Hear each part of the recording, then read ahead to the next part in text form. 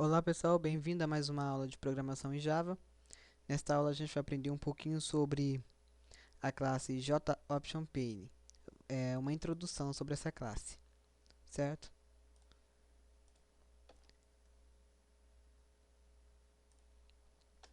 Vamos lá pessoal. Primeira coisa, vamos abrir aqui o NetBeans.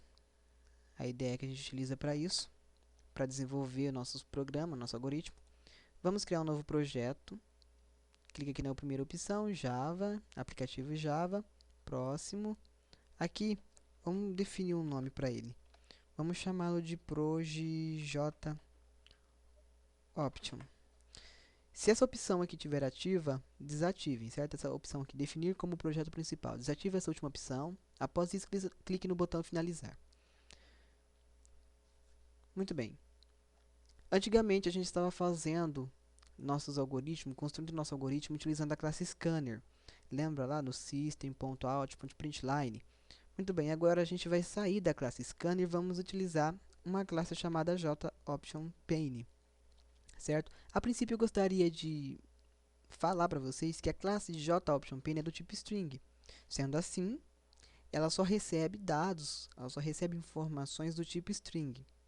Quando eu preciso receber uma informação que não é string, que é dumb ou int, por exemplo, eu tenho que converter essa informação para string. Porém, este é um assunto para uma próxima aula.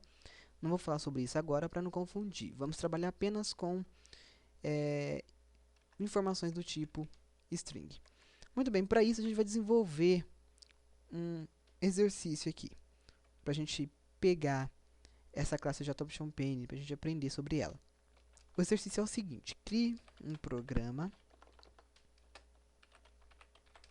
que receba, que leia, né? Que leia o nome de uma pessoa e seu estado civil. Muito bem, a gente vai criar um programa que vai receber o nome e o estado civil de uma pessoa. A primeira coisa que a gente faz é declarar as variáveis. As variáveis são declaradas da mesma forma que a gente fazia antigamente. Como? Coloco o tipo da variável e o nome delas. Por exemplo, aqui, no caso, eu vou receber o nome e o estado civil. Então, tem duas variáveis aí. Uma variável nome, que vai receber o nome da pessoa, que vai armazenar o nome da pessoa.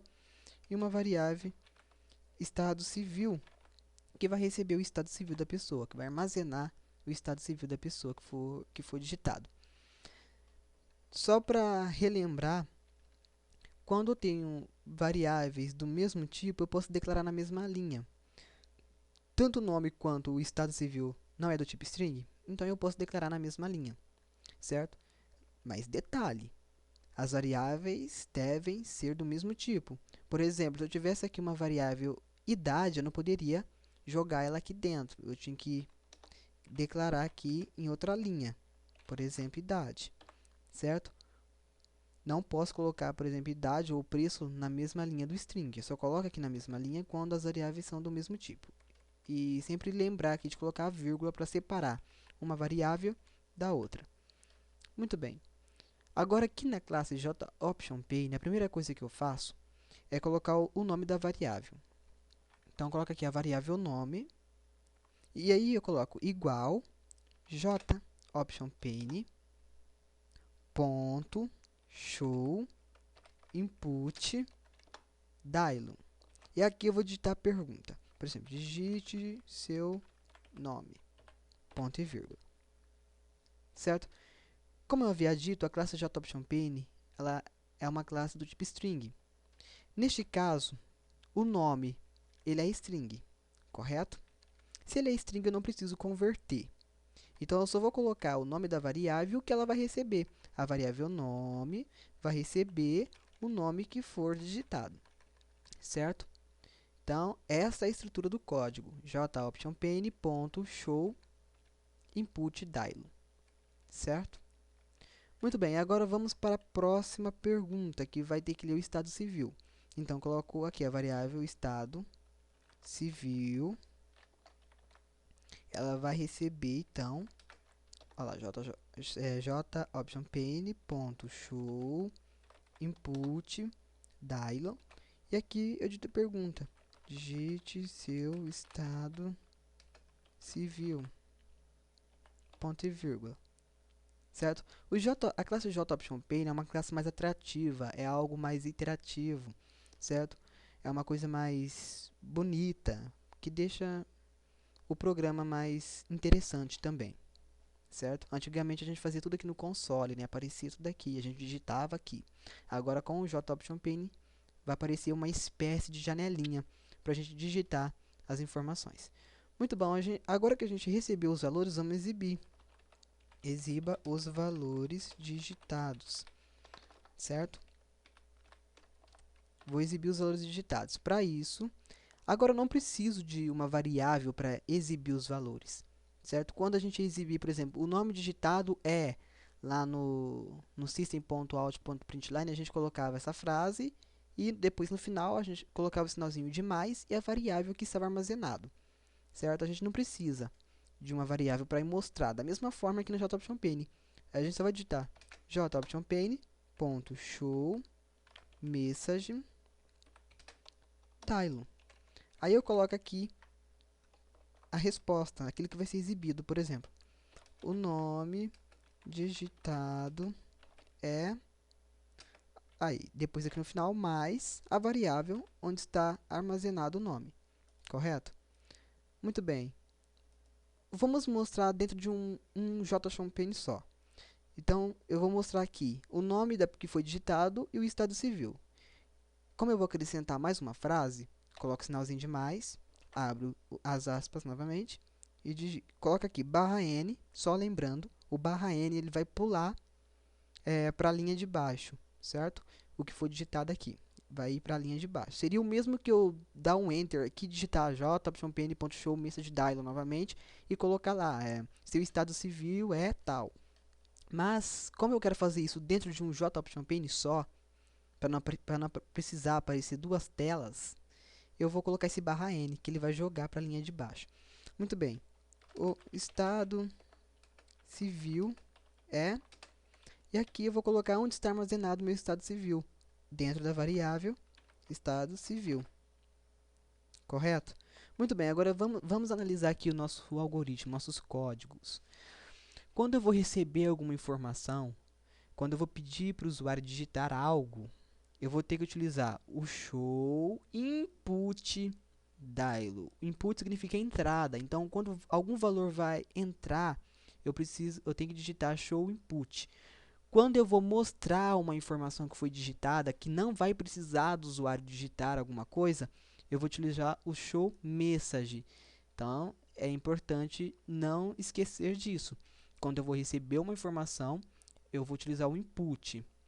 E quando eu vou mostrar uma informação, eu vou usar o message. Essa é a única coisinha que muda. E a outra coisinha que muda aqui é quando eu vou mostrar um valor, quando eu vou exibir um valor, que eu vou usar aqui o show message, eu tenho que colocar obrigatoriamente esse null, certo? Apenas isso. Então, é questão de prestar atenção para não errar neste pequeno detalhe, certo? E às vezes isso pode acontecer, o teu programa dá errado, você acha que o programa inteiro está errado, mas na verdade talvez é apenas aqui na estrutura do código, na sintaxe do código que você errou alguma coisinha. Então, nunca esqueça, quando eu vou receber algum valor, quando eu vou pedir para o usuário digitar alguma coisa, eu vou utilizar o show input. E quando eu vou mostrar algum valor, que não vai precisar digitar nada, eu vou utilizar o show message. E sempre que eu utilizar o show message, eu tenho que colocar o null, certo? Eu não posso, por exemplo, pedir para a pessoa digitar seu nome utilizando a estrutura show message. Porque essa estrutura show message, ela não vai ter um lugarzinho para eu digitar um valor, porque ela é usada apenas para mostrar um valor.